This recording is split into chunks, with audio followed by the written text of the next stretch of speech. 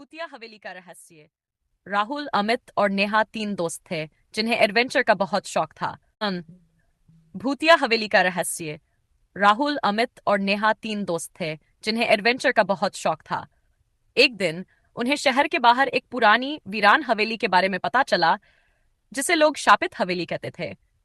वहां जाने की हिम्मत किसी में नहीं थी, क्योंकि कहा जाता था कि वहां जाने वाले लोग वापस नहीं आते। रात के अंधेरे में तीनों ने हवेली में जाने का फैसला किया। जैसे ही वे अंदर पहुंचे, दरवाजा अपने आप तेज आवाज से बंद हो गया। हवेली के अंदर घना अंधेरा था, बस हल्की हल्की रोशनी खिड़कियों से छनकर आ रही थी। चारों ओर जाले लगे थे और हर चीज पर धूल की मोटी परत थी। अचानक नेहा को एक अजीब सा फुसफुसाने की आवाज सुनाई दी। उसने घबराकर पीछे देखा, पर वहां कोई नहीं था। अमित ने टॉर्च चलाकर आगे का रास्ता देखा। दीवारों पर अजीबो गरीब चित्र बने थे और एक कोने में एक पुरानी तस्वीर टंगी थी।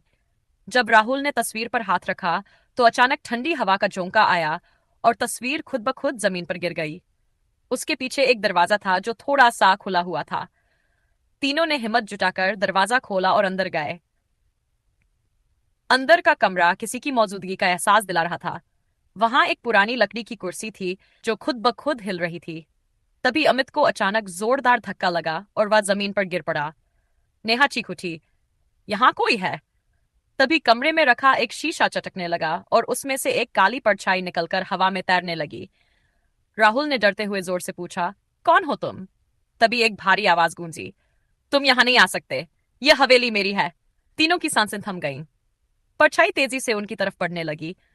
डर के मारे वे भागे और दरवाजा खोलने की कोशिश करने लगे, लेकिन दरवाजा अंदर से बंद हो चुका था। अचानक हवेली के एक कोने से धीमी रोशनी निकली और एक बूढ़े आदमी की आत्मा प्रकट हुई।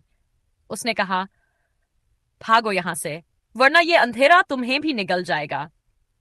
तीनों दोस्तों ने पूरी ताकत लगाकर दरवाजा खोला और जान बचाकर बाहर भागे। बाहर आते ही हवेली जोरदार आवाज के साथ हिलने लगी और अचानक धुएं में बदलकर गायब हो गई।